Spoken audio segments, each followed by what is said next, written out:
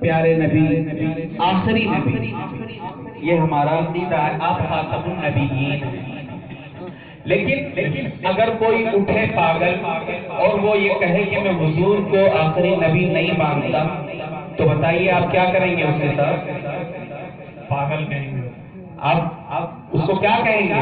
جو حضور کو آخری نبی نہ مانے آپ اس کو کیا کہیں گے؟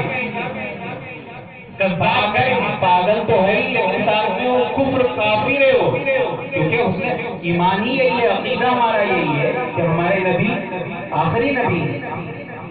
تو لہٰذا دنیا میں ایسے پاگل آئے جیسے کہ مرزا غلام احمد قادیانی، اس نے آ کے نبوت کا دعویٰ کیا تھا اور ختم نبوت کا انکار کیا تھا حضور کے، تو وہ ذلیل ہو کر مرا۔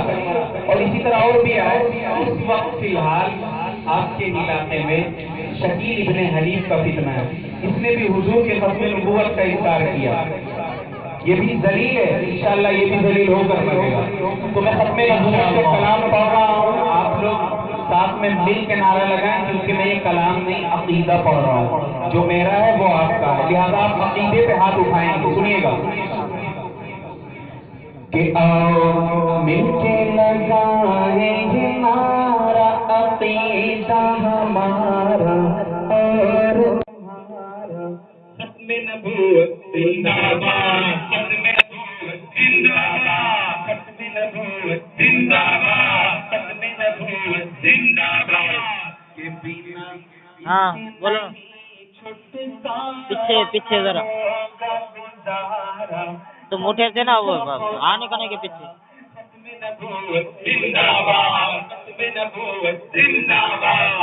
آخری میں سمجھو یہ جھاڑ کی طرف سے۔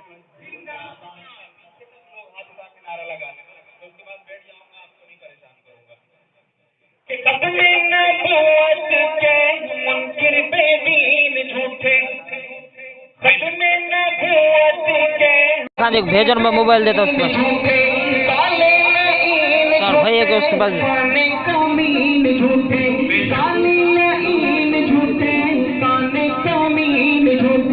کافر شیطان ہے یہ، مرتد بےایمان ہے یہ، ناری انسان ہے یہ، کافر شیطان ہے یہ، مرتد بےایمان ہے یہ، ناری انسان ہے یہ، ناری انسان ہے یہ، جلتی دوزخ کا ہے یہ شرار،